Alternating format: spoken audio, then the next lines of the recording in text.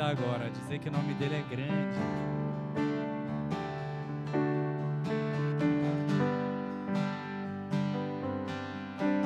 Cante comigo assim. Quão grande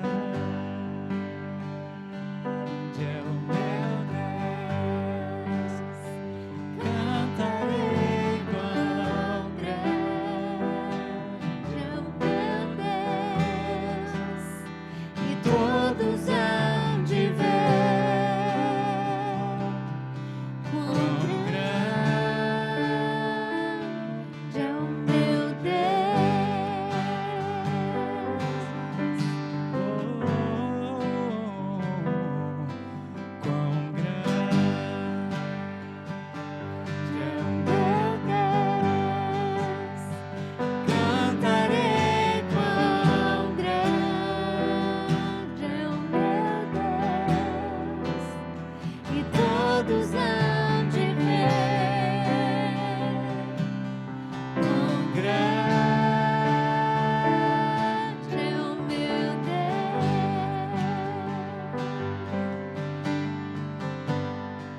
Haverá um dia, como diz lá em Apocalipse 7, que uma grande multidão se juntará de toda tribo, língua, povo e nação para cantar junto da santidade, da grandiosidade do nosso Deus. Nesse dia a gente vai ouvir os nossos irmãos do Oriente, da África, da Europa, de todas as Américas cantando em muitas línguas que nosso Deus é grande, louvando a sua majestade. Eu queria cantar com vocês em outras línguas, será que rola? Nós vamos falar em línguas aqui na igreja hoje, hein? Em inglês, será que sai? Para facilitar, how great is our God? How great is our God? Sing with me. Sing with me. How great is our God? All the world sing. How great? How great is our God? Quão grande és mi Dios. Quão grande es mi Dios. Cantaré quão grande es mi Dios. E todos saberán quão grande.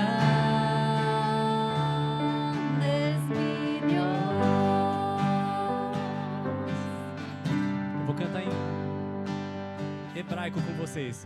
Gadol Elohai Shiruki Gadol. Gadol Elohai. Elohai, quão grande é o meu Deus. Kol echad ireh ki Gadol Elohai. Vamos voltar para o português?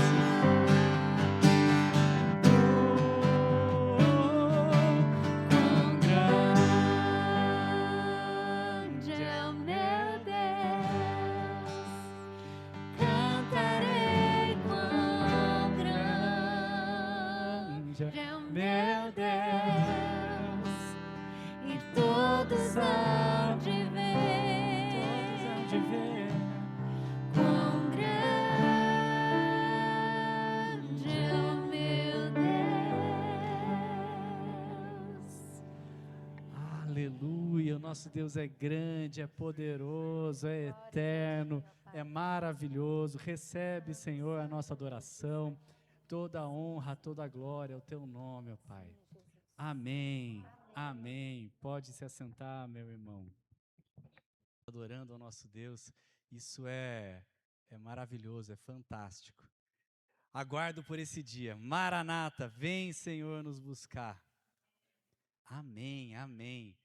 Meus irmãos, vão abrindo a Bíblia de vocês, por favor, no livro de Gênesis, no capítulo 12. Nós vamos ler os versículos de 1 a 5 para ver a soberania de Deus na missão, a missão que é dele. Mas antes eu queria refletir brevemente com vocês a respeito de um evento recente. Talvez já tenha passado aí para vocês, mas para mim às vezes volta essa sensação.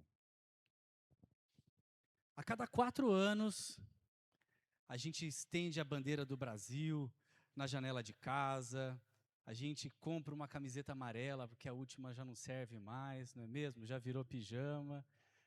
E a gente se junta para torcer pelo nosso Brasil, a seleção, acreditando que agora o Hexa vem, não é verdade? Eu acreditei, vocês acreditaram também? Eu tava confiante, falei, não, vamos chegar mais longe pelo menos, né? Mas dessa vez ficamos nas oitavas de final. Que tristeza, meus irmãos. Que tristeza. Eu confesso, eu não sou um fã de futebol. Lá em casa a gente fala que é palmeirense porque tem que ter algum time do coração, não é mesmo? Um pastor amigo meu falou, não, você tem que ser palmeirense. O Palmeiras estava ganhando, ele me deu uma camisa do Palmeiras. Me convenceu, tá bom, eu sou palmeirense. Mas se me perguntar quando é o próximo jogo, eu não vou saber te dizer. Me perdoe aí os palmeirenses, tá bom? Eu não sou um grande palmeirense, mas a cada 4 anos a gente senta para ver futebol, para acreditar no nosso Brasil, não é? E é cada gol perdido embaixo da trave. Sabe aquele que você fala assim, esse até a minha avó fazia? Pois é. E não foi dessa vez.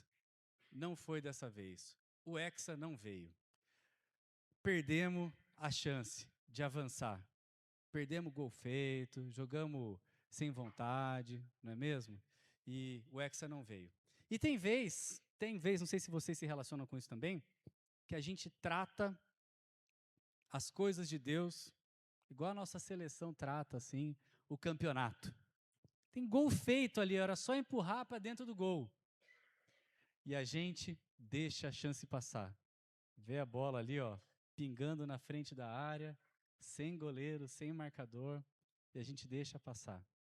Tem tanta coisa que a gente trata assim, né, na missão do Senhor, igual a seleção trata o nosso futebol, a nossa camisa amarela. Por vezes a gente olha a oportunidade, vê a coisa acontecendo, e ao invés de se lançar, a gente fica só olhando, só de espectador, andando devagar, falando assim, eu tô jogando aqui o jogo, ó, tô aqui já curtindo. Eu quero refletir com vocês nessa manhã, então, a respeito da soberania de Deus na sua missão e qual é o nosso papel diante da soberania de Deus, não é mesmo? A gente, como crentes reformados, nós cremos que o nosso Deus é soberano, que Ele governa a história, que Ele nunca perdeu o controle da história na realidade, não é mesmo? Até mesmo quando lá no Éden, Adão e Eva pecaram, Deus não foi pego de surpresa.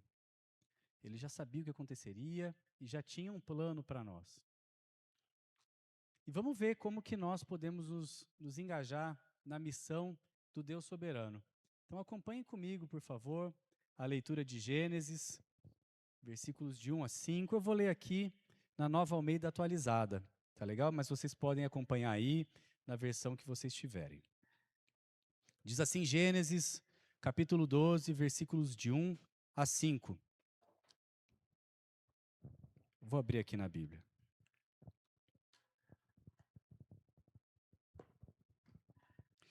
O Senhor disse a Abrão. O Senhor disse a Abrão: saia da tua terra, da tua parentela e da casa do teu pai, e vá para a terra que lhe mostrarei. Farei de você uma grande nação, e o abençoarei, e engrandecerei o seu nome. Seja uma bênção. abençoarei aqueles que o abençoarem, e amaldiçoarei aquele que o amaldiçoar. Em você serão benditas todas as famílias da terra. Partiu, pois, Abrão, como o Senhor lhe havia ordenado, e Ló foi com ele. Abrão tinha 75 anos quando saiu de Harã.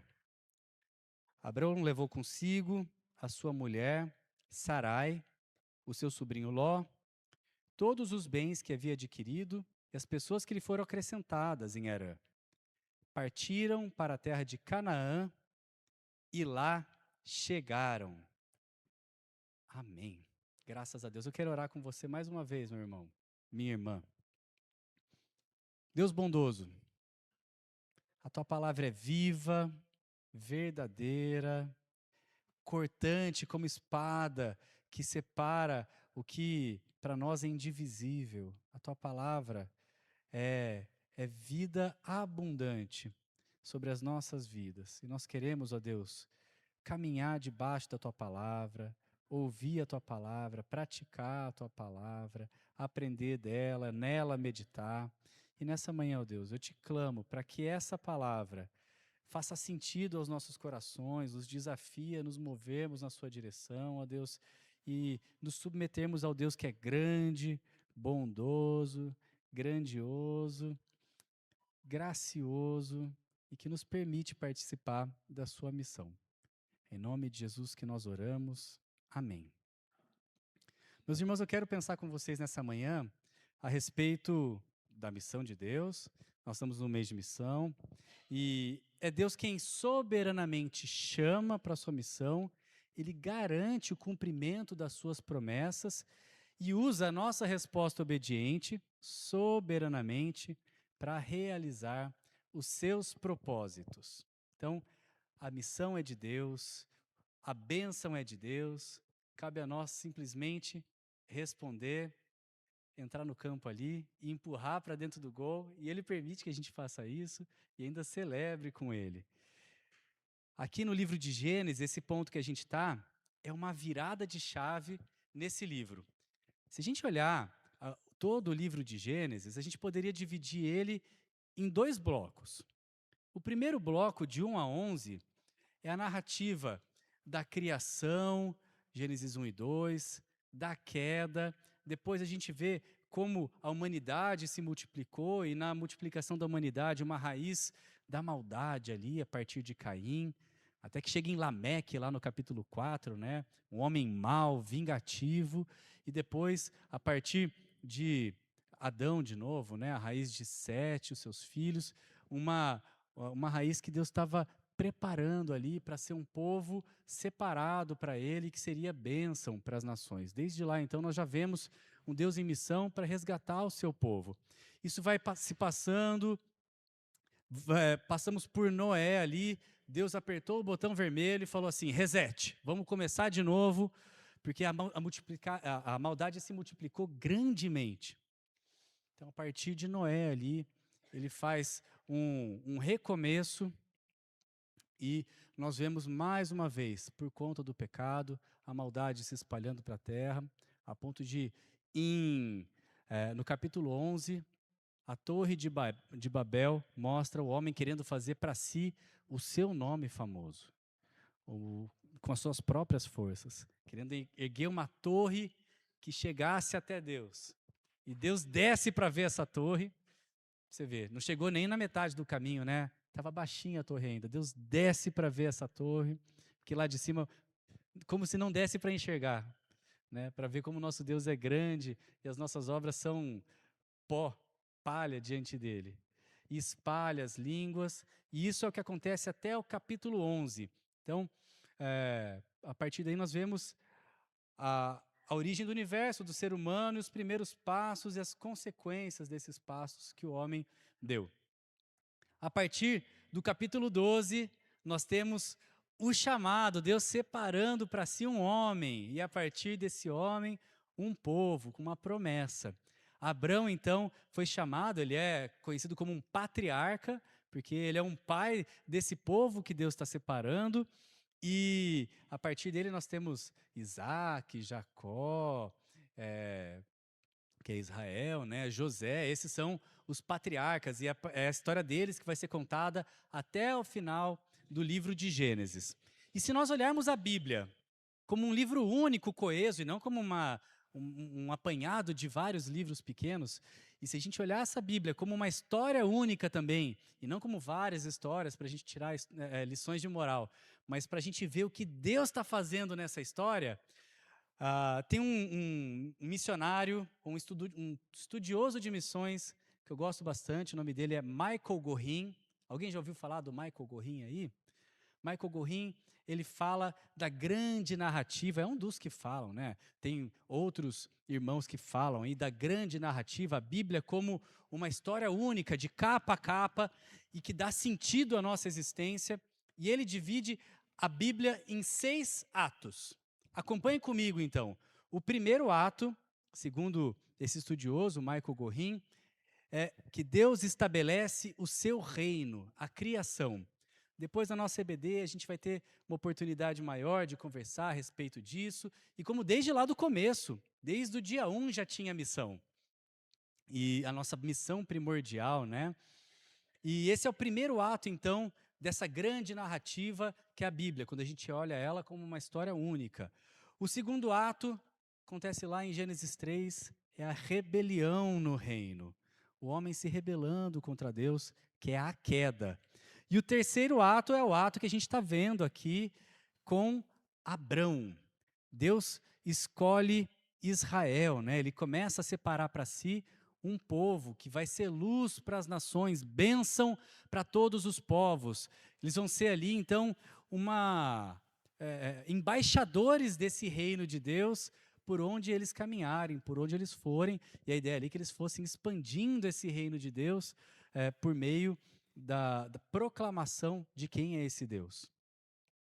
O quarto ato, então, acompanhe comigo. O primeiro foi a criação, o segundo é a queda, o terceiro foi Israel, né, ou Deus instituindo para si um povo. O quarto ato é a vinda do rei, a redenção realizada.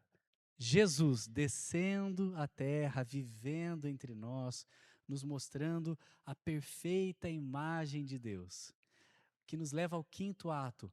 Ao morrer e ressuscitar, ele deixa um mandamento para a sua igreja, a grande comissão. Então, o quinto ato é a igreja em missão, é o que a gente vive hoje, nós aqui. Somos o povo de Deus que, assim como Abrão tinha o propósito de ser luz, bênção para as nações, nós temos esse propósito, cumprimos em Jesus esse propósito de ser bênção entre as nações. E esperamos o sexto e último ato, que é a volta do nosso Rei Jesus, que nos buscará para vivermos eternamente com Ele no seu reino.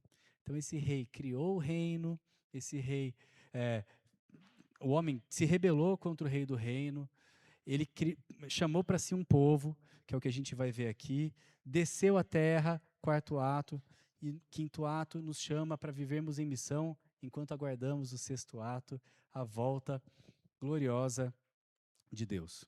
Vamos nos debruçar um pouco mais, então, sobre o terceiro ato, Deus separando para si um povo, porque ele diz respeito a como nós devemos fazer a nossa missão aqui nessa terra.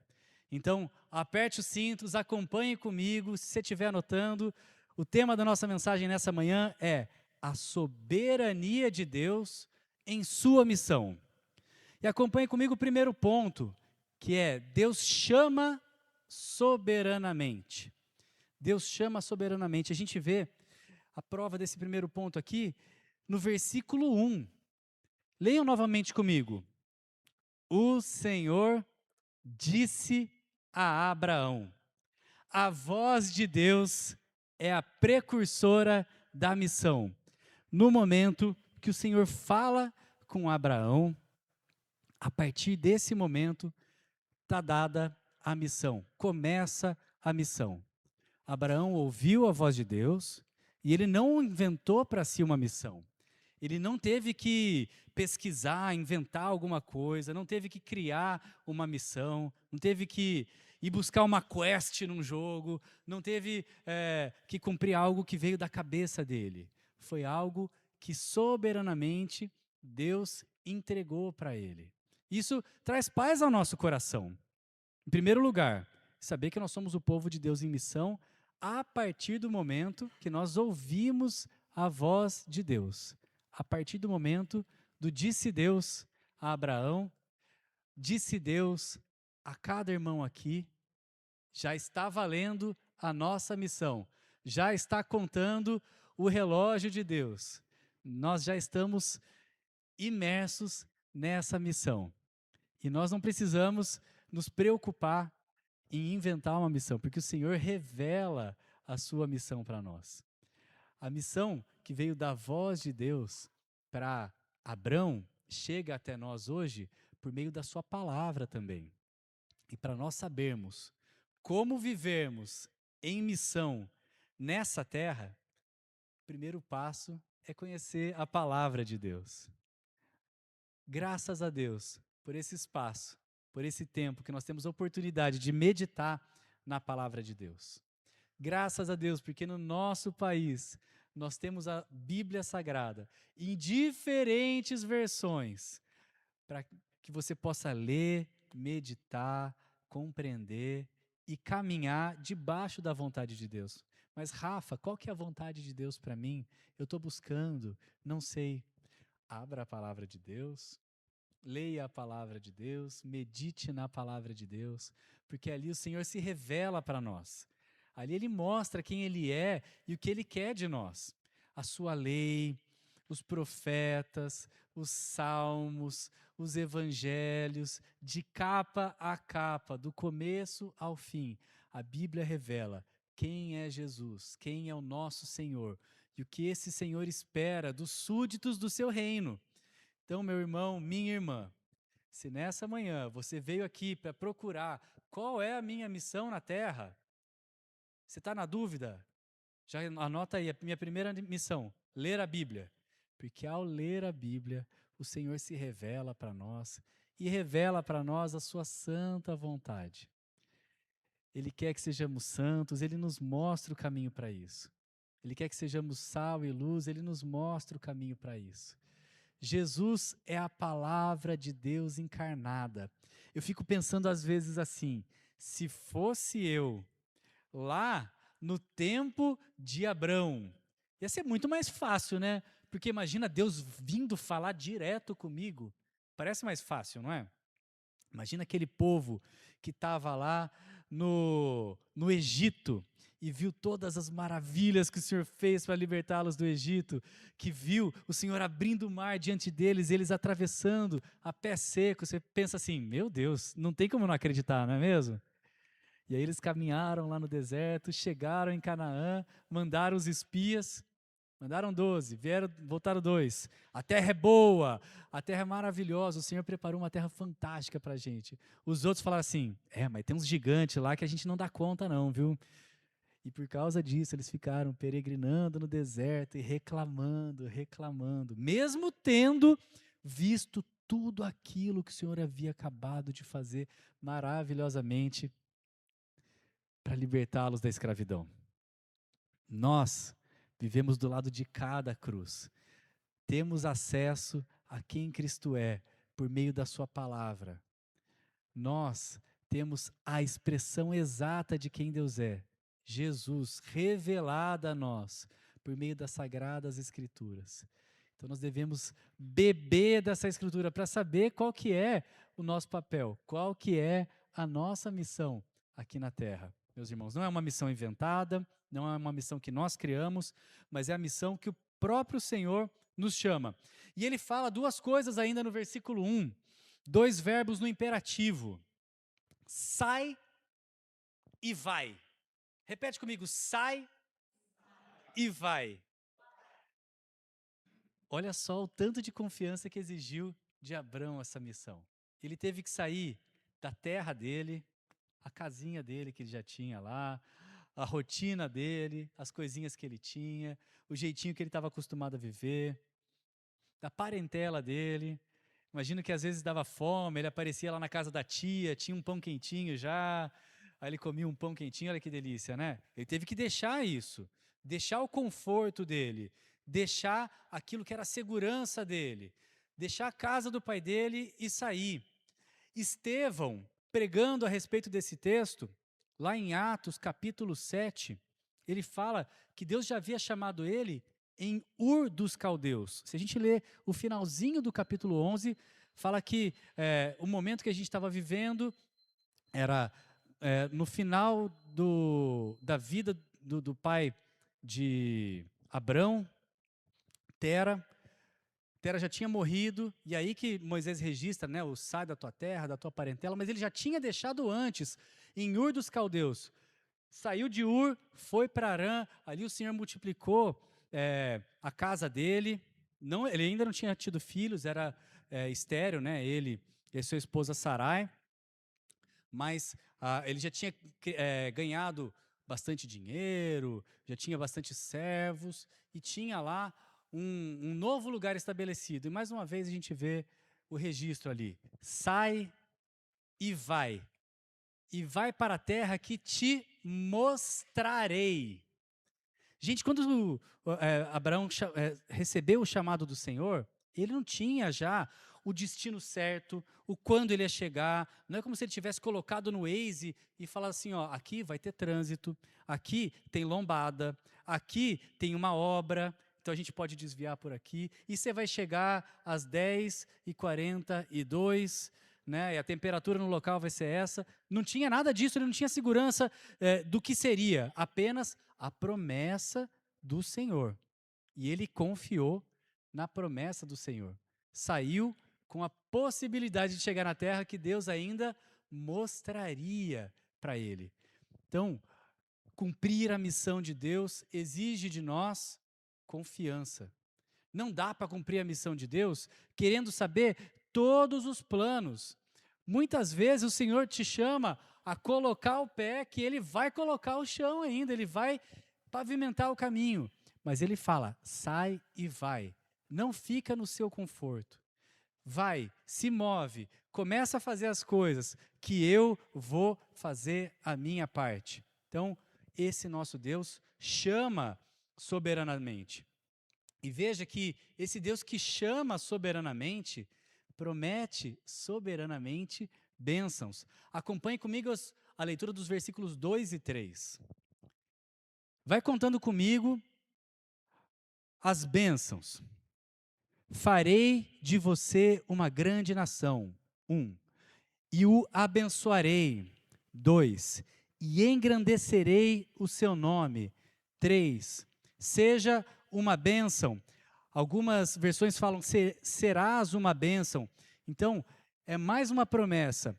Abençoarei aqueles que o abençoarem. 5. E amaldiçoarei aquele que o amaldiçoar. 6. Em você serão benditas todas as famílias da terra. 7 promessas do Senhor. Olha só, é como se Deus estivesse falando assim, ó, a minha bênção, minha promessa é completa. Vocês sabiam que nesses 3 versículos de Gênesis 12, tem a palavra bênção na mesma quantidade de que Gênesis 1 até 11? A palavra bênção aparece de Gênesis 1 a 11, 5 vezes. Alguns estudiosos dizem que isso aí cobre um período de 2000 anos aproximadamente. E ali, Deus, nessa breve conversa com Abrão, fala a mesma palavra, a palavra bênção, 5 vezes. Ou seja, é como se Deus tivesse concentrado bênção e derramado bênção assim, sem miséria. É um Deus ricamente abençoador. A palavra bênção, e o verbo, né, que ele fala que abençoará, aparece num modo no texto hebraico, que é um modo que chama intensivo. O hebraico é diferente do português. Eles não têm, igual a gente, o presente, o passado, o futuro, mas eles têm os modos. E dentre os modos tem o modo normal, né? Como a gente fala assim,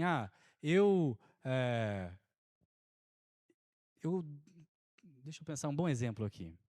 Eu andei. E aí ele tem o andei no modo intensivo, que é tipo, eu corri, entendeu? E aqui ele usa o verbo abençoar no hebraico intensivo, ou seja, a bênção de Deus é uma bênção intensa, é uma bênção grande, uma bênção poderosa.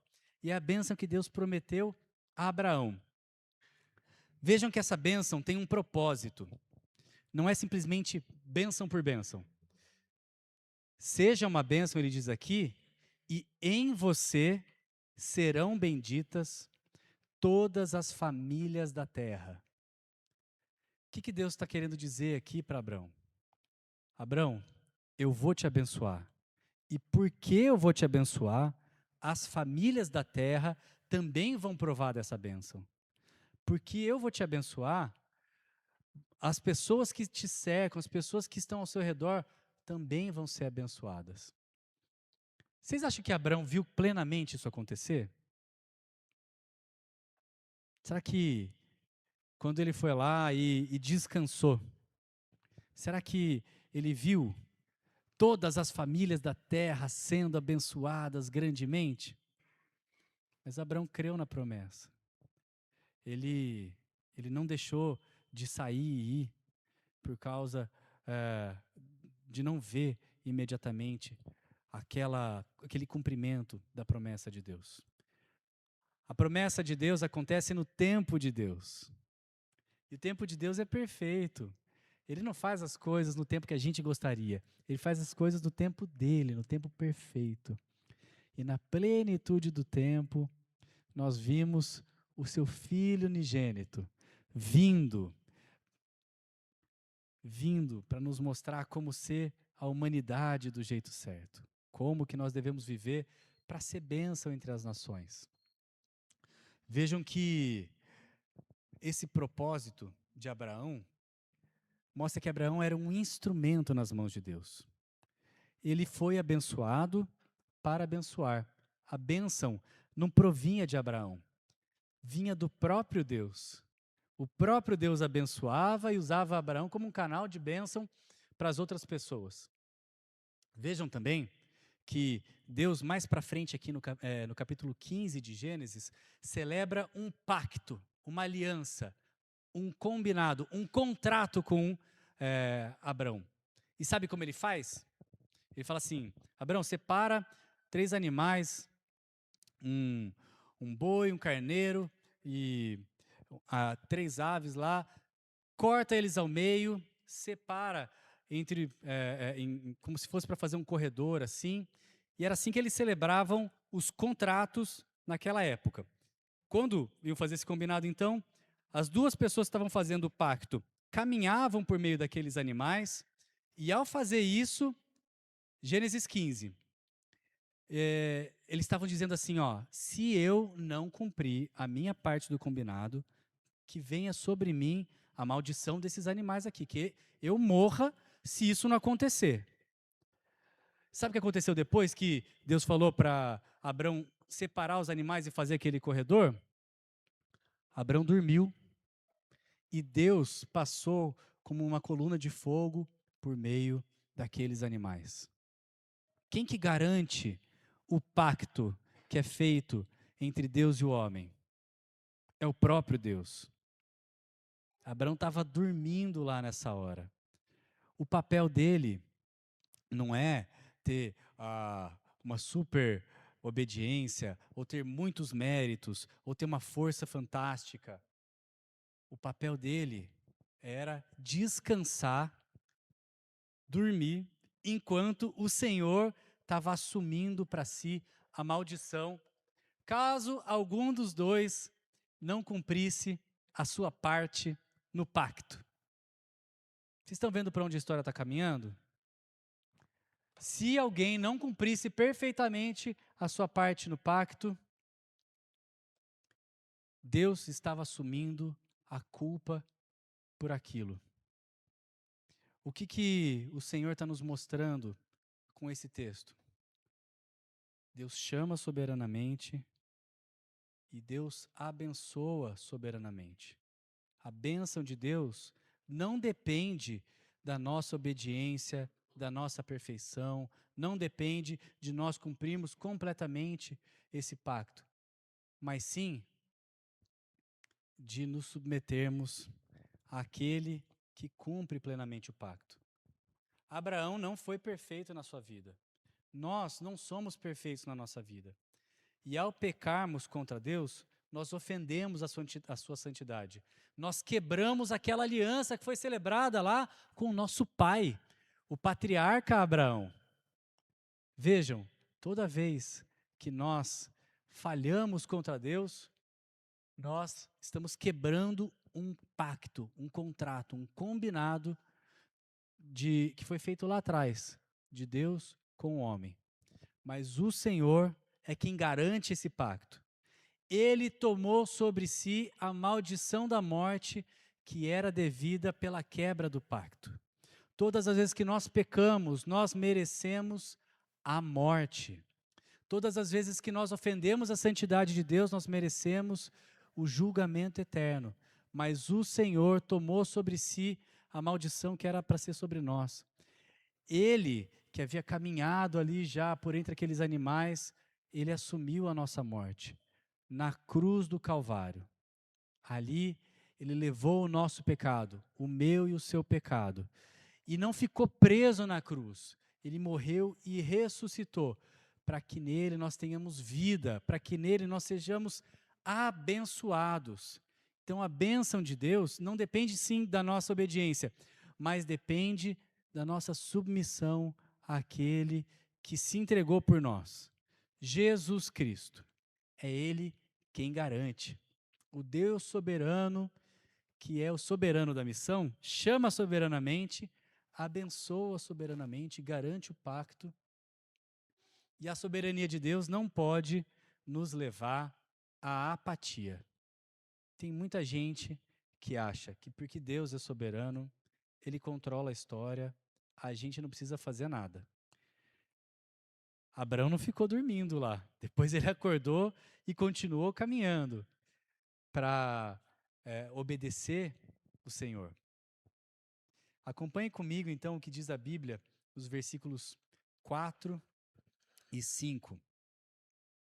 Abraão partiu como o Senhor lhe havia ordenado. Deus é soberano, Abraão é responsável. Ele partiu como o Senhor lhe havia ordenado. E vejam que a história não termina aqui.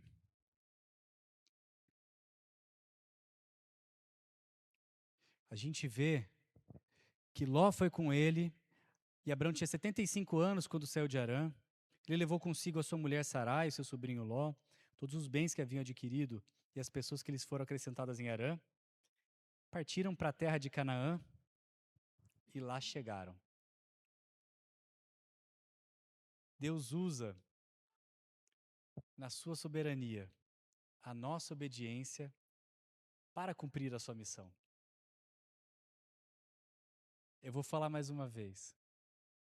Deus usa a nossa obediência soberanamente para cumprir a sua missão. A missão é de Deus. A gente já viu que a gente não precisa inventar a missão. Ele garante a bênção e Ele usa a nossa obediência para cumprir a missão dele. Isso não pode, então, em primeiro lugar, meus irmãos, nos levar à apatia,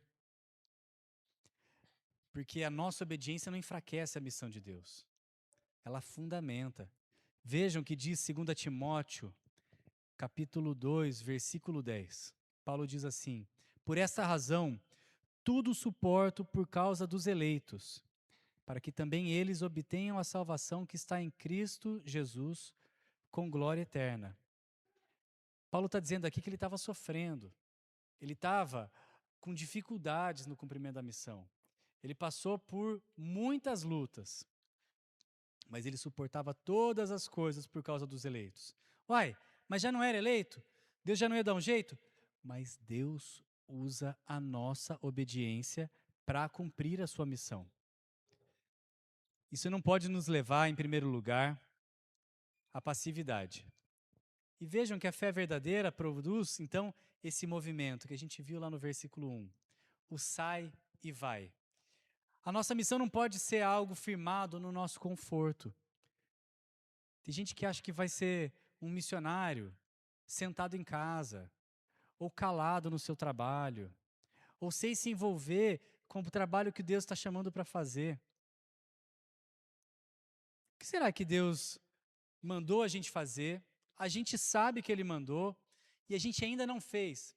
A gente está jogando para frente. O que será que o Senhor, nessa manhã, está colocando aí para você?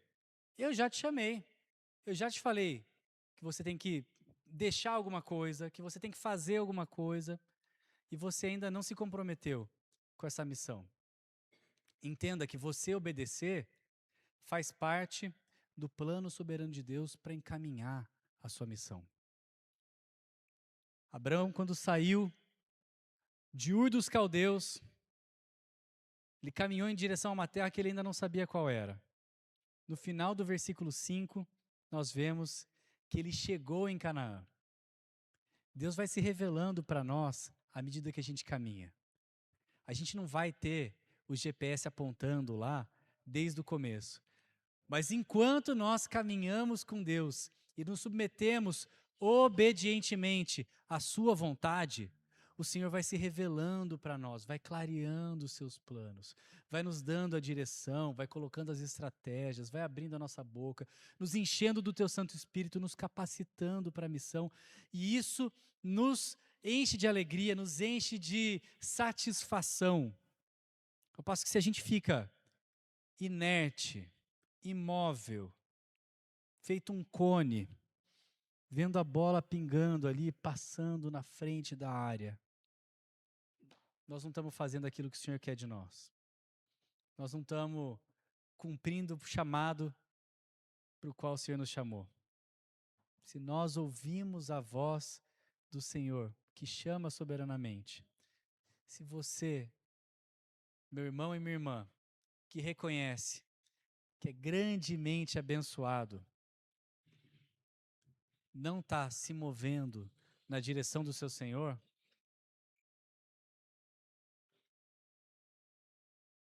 você está como a nossa seleção. Parado, vendo o jogo acontecer e perdendo as oportunidades. Coloque seus olhos em Cristo. Ele é o cumprimento daquilo que foi prometido lá atrás para Abrão, que em ti farei uma grande nação.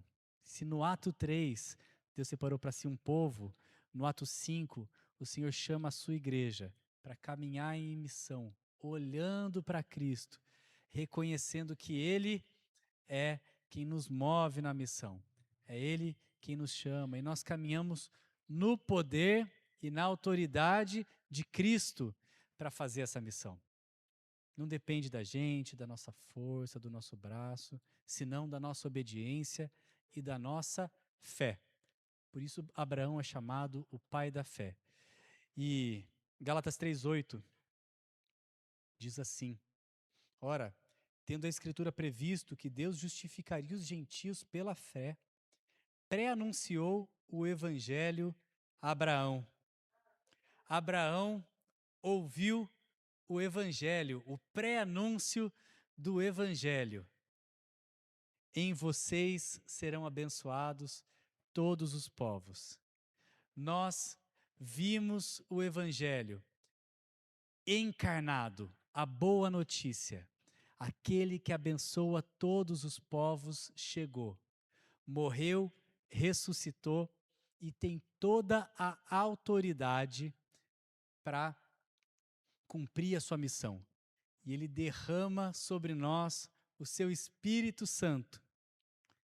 Atos 1:8 diz: e recebereis poder ao descer sobre vós o Espírito Santo.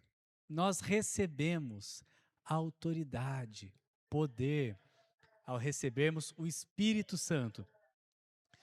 Então, meus irmãos, minhas irmãs, eu quero orar para que o Espírito Santo enche o coração de vocês e vocês se sintam impelidos a participar dessa missão que o Senhor soberanamente nos chama. Ele está te chamando para empurrar a bola para dentro do gol e comemorar com ele, celebrar com ele. A grande alegria em participar dessa festa da vitória do Cordeiro sobre a morte, sobre o pecado e anunciar esse Cristo vitorioso. Vamos orar. Nosso Deus santo, poderoso, nós te louvamos por essa manhã, pela tua palavra, porque o Senhor se revelou aqui nessa história para Abrão, o chamou para sair do seu conforto, garantiu inúmeras bênçãos e chamou ele à obediência. Abrão obedeceu.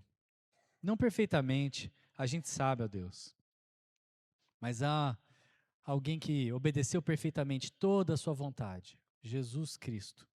E nós, com ele, temos poder para te obedecer, ó Deus, temos poder para andar contigo e temos poder para nos alegrarmos ao cumprir a tua missão. Derrama, ó Deus, sobre nós, em nome de Jesus, o teu Santo Espírito. Derrama sobre a tua igreja, ó Deus, uma porção nova, um renovo, ó Deus, do alto, para que haja alegria, para que haja satisfação no cumprimento da sua missão, Pai. Para que haja, ó Deus, um desejo de caminhar com o Senhor, de se mover, de abrir mão daquilo que é o nosso conforto, a nossa segurança, e de nos lançarmos aos teus braços, ainda que a gente não saiba todo o caminho, ainda que a gente não saiba todos os detalhes, ó Deus, mas que a gente possa se mover na sua direção, e à medida que a gente caminha para o Senhor, a gente vê o caminho se abrindo, o Senhor indo à frente, o Senhor nos chamando e nos capacitando, nos dando poder, ó Deus, para sermos bênção, porque fomos abençoados, ó Pai. Que cada irmão aqui possa se sentir desafiado nessa manhã, ó Deus, para cumprir a sua missão com o talento que o Senhor deu, com aquilo que o Senhor colocou diante deles, ó Pai, seja no seu trabalho, na sua escola, ou quem sabe, ó Deus, o Senhor está chamando separando para servir em algum outro lugar, ó Deus, ou para servir como um pastor, um presbítero, um diácono, um evangelista. Eu não sei, ó Pai, o Senhor sabe, mas que esses irmãos que estão aqui comigo nessa manhã, ó Pai, se sintam encorajados a se mover, sair e ir na sua direção, ó Deus. Em nome de Jesus que nós oramos. Amém. Amém.